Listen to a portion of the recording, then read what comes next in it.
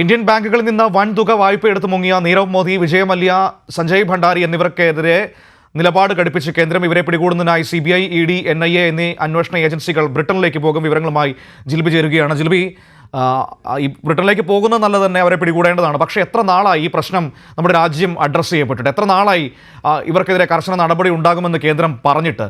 പക്ഷേ ഇപ്പോൾ ഒരു തെരഞ്ഞെടുപ്പിലേക്ക് അടുക്കുമ്പോഴാണ് അതിലൊരു തീരുമാനമെങ്കിലും, അതായത് ബ്രിട്ടനിലേക്ക് പോകാം അന്വേഷണ ഏജൻസികൾക്ക് എന്ന തീരുമാനമെങ്കിലും വരുന്നത്.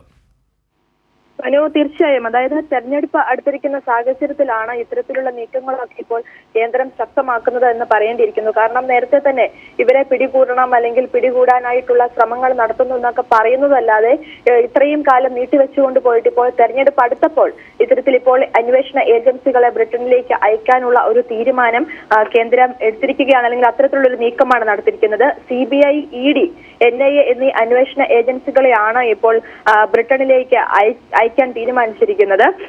എന്തായാലും എത്രയും പെട്ടെന്ന് ഇവരെ, വിജയ് മല്യ ഉൾപ്പെടെയുള്ളവരെ തിരിച്ചെത്തിക്കാനുള്ള നീക്കങ്ങൾ നടത്താനാണ് ഈ അന്വേഷണ ഏജൻസികളെ ഇപ്പോൾ അങ്ങോട്ടേക്ക് അയക്കുന്നത്. അല്ലെങ്കിൽ ഈ സംഘം ഉടൻ തന്നെ UK പോകും എന്നുള്ള വിവരമാണ് ഇപ്പോൾ പുറത്തു വരുന്നത്.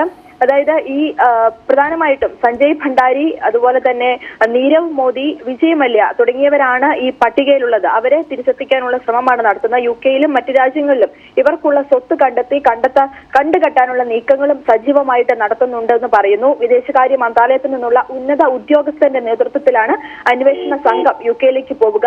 UK വിവിധ ഏജൻസികളിൽ ബന്ധപ്പെട്ട ഉദ്യോഗസ്ഥരുമായിട്ടും സംഘം ചർച്ച നടത്തുമെന്നുമാണ് ഇപ്പോൾ ലഭിക്കുന്ന വിവരം. മനു. ശരി, ജിൽബിയാണ് ദില്ലിയിൽ നിന്ന് വിവരങ്ങൾ നൽകിയത്.